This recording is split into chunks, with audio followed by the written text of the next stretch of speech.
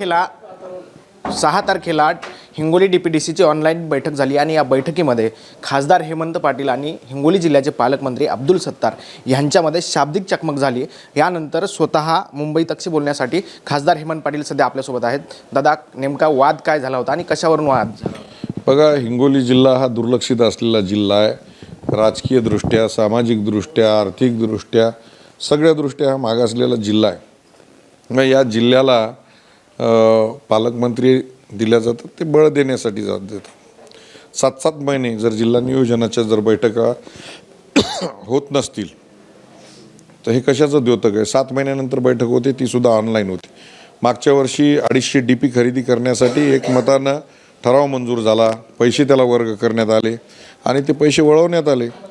सर्वसामान्य जे लोकप्रतिनिधी आहेत, आमदार आहेत, खासदार आहेत, जिल्हा परिषद सदस्य, पंचायत समिती सदस्य यांना वारंवार शेतकऱ्यांचे फोन येतात, लाईटचा मोठ्या प्रमाणामध्ये प्रॉब्लेम आहे आणि हे जर पैसे तुम्ही त्या कामासाठी न वापरता दुसरीकडे वापरत असाल, त्या संदर्भामध्ये प्रश्न विचारला तर चिड येण्याचं कारण नाही।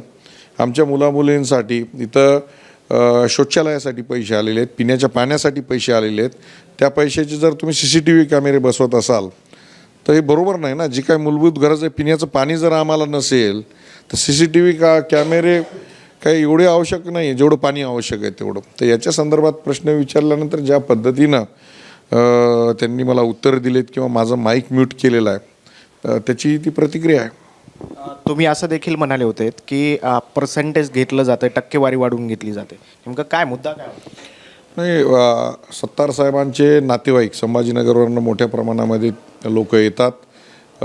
आमच्या या भागातले जे ठेकेदार आहेत, या ठेकेदारांशी चर्चा करतात आणि एक वेगळ्या प्रकारची मोडस ऑपरेंडी आहे त्यांची, की आमदार खासदारांची पत्र आणायला लावतात। आता आम्हाला नाही म्हणता येत नाही, कार्यकर्ते आमच्याकडे पत्र घ्यायला आल्यानंतर आम्हाला प्रत्येकाला पत्र द्यावं लागतं। ते आमचे पत्र दाखवून जे त्यांच्याशी जे काही देवाणघेवाण करतात, अशाच लोकांना ती कामं वाटतात। मागच्या वर्षी वर्षभर तेच केलं, यावर्षी पण त्याच पद्धतीने काम त्यांचं चालू आहे। या संदर्भात तक्रार माननीय मुख्यमंत्री साहेबांकडे केलेली आहे। बोलत असताना तुम्ही देखील शिवीगाळ केली, त्यांनी देखील शिवीगाळ केली।